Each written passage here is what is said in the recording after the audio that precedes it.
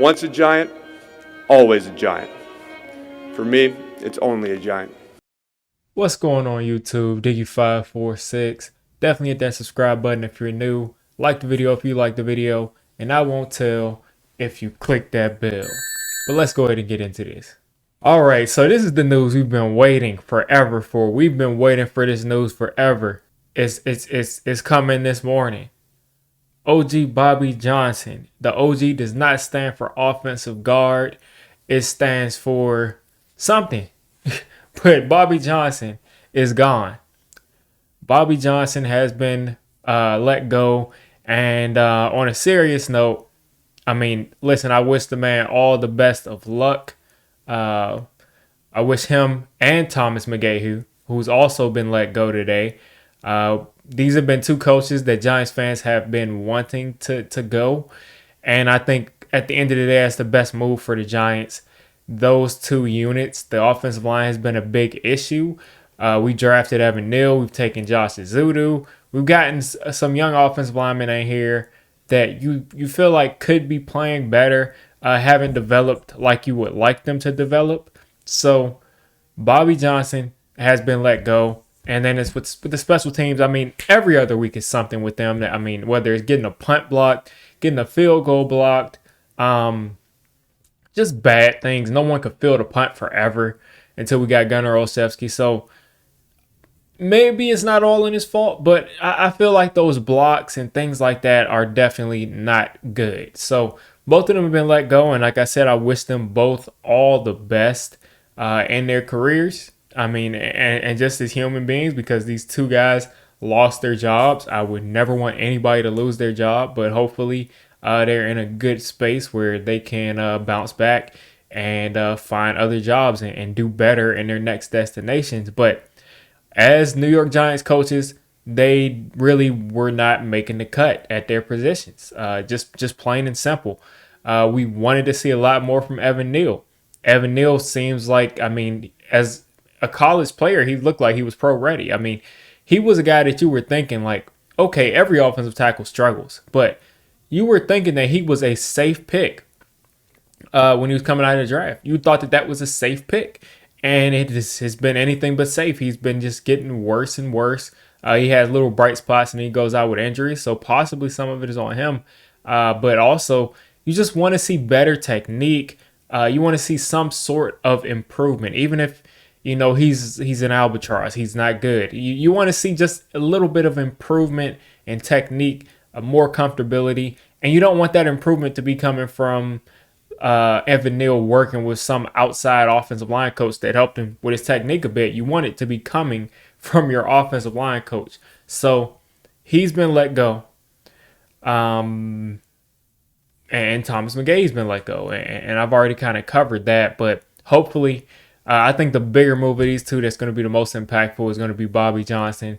Hopefully guys like I keep calling this dude Weston Richburg.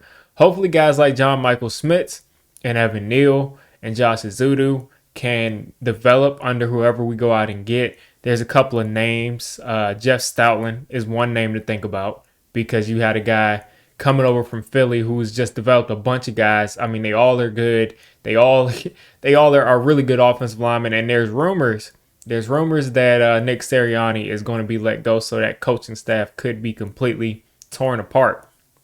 So that's the news on that. And then you got even more good news on top of that. Joe Shane and Brian Dable had their press conference today. I'll give a couple of nuggets from there. But to start it off, they announced that they expect that Wink Martindale and Mike Kafka will be back next year. And I love this for this team. I think Mike Kafka has kind of just gotten some unfair criticism because, I mean, let's be honest. Daniel Jones at this point has worked with Pat Shurmur. He's worked with Joe Judge and Jason Garrett. And he's worked with a bunch of coaches, and he has not been that top flight level of quarterback so far. He just hasn't been that guy so far. So I don't understand what people expect from Mike Kafka to just all of a sudden turn a guy into something like that. But I think he's kind of gotten some unfair criticism. Yes, he's done some things that I haven't liked, definitely. But I think overall, he's been a good play caller for us. And I think he brings a lot of good wrinkles from Kansas City's playbook. So glad to see that he's back. And then Wink Martindale, if you look at the defensive numbers, I think we're like 28th, 29th in some stuff, 30th in some stuff. But at the end of the day, when you look at that New York Giants defense, they set the tone. They keep us in games on a consistent basis, and they've dealt with an atrocious offense. Horrible offense. I mean, like 11 points a game for most of the year kind of offense. So that was refreshing to see. That seems like the rumors between Wink Martindale and Brian Dable were smoke, or they at least sorted it out, because Brian Dable, I mean, you would expect if Wink Martindale and Brian Dable were at each other's throats and they were just trying to survive through the season, you would expect that Brian Dable would just fire him today along with the rest of those guys. So Wink Martindale will be back. I think that's the bigger of the two moves, especially with guys, I mean, really just developing and coming to their own, like Dexter Lawrence. Guys stepping up like Bobby Okereke coming over and having a career year. Isaiah Simmons getting here and not being that superstar, but being that impactful player in his role. So I'm excited to see what Wink can bring to this defense next year. And as far as the offense goes, you're starting to see. I mean, Tyrod Taylor has gotten some games where he's healthy, and you're starting to see a guy that delivers the football quickly, that surveys the field, and you see guys like Wan'Dale Robinson eating. You see guys like Darius Slayton getting open downfield. You see guys like Jalen Hyatt getting open downfield. So I think that this offense can be good. I think that Darren Waller, he's been a guy that's been getting open. So I think there's a lot of room to be making plays all over the field with the way that this offense is designed and the plays that are being called. We just have to have a guy back there that consistently makes good decisions and that is aggressive with the football when there's shots to take downfield. And also, I mean, let's keep it real. Whoever's playing quarterback, we need a little bit better protection. We gave up the most sacks in the entire league, which is a big reason that Bobby Johnson was let go. Now, sure, a lot of that was just quarterbacks holding on to the ball, but also when you take a look at it, I mean, the offensive line has had some struggles, especially at the beginning of the season. They were, I mean, awful. So those are some of the big moves as far as Joe Shane and Brian Dable's presser.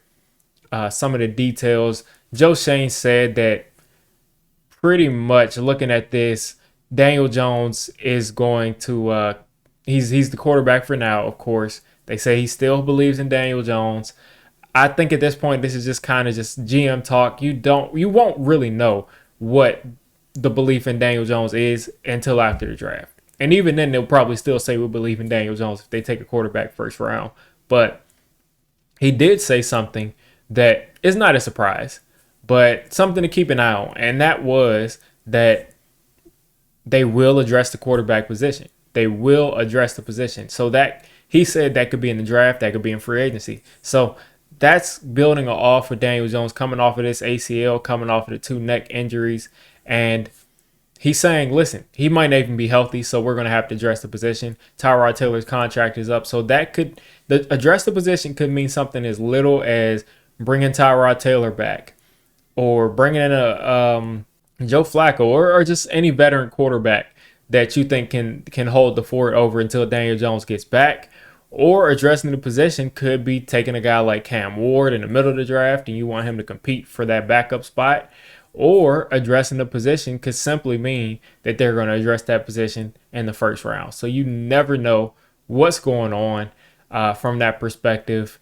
And pretty much, of course, he's not going to talk about what players he's going to re-sign and all of that stuff. But those are some of the biggest updates from today's press conference, and also some of the things that came out in the news about the Giants. And I just thought I'd jump on here and kind of celebrate. But again, I'm celebrating that they're no longer hurting the team as Giants coaches, but I'm not celebrating that 2 men just lost their job. So you guys let me know what you're thinking about these firings, about Wink Martindale and Mike Kafka coming back for this year. And you guys have a great rest of your week. I'll be back with some film sessions. We're getting this draft content going pretty soon, so stick with me. If you made it this deep into the video, come on, just hit the subscribe button. I make Giants content primarily, draft content secondarily, and during the season, I'm going to be doing a lot of reacting to pretty much most of the NFL games and everything NFL. So if you made it this deep, go ahead and join the D6 squad.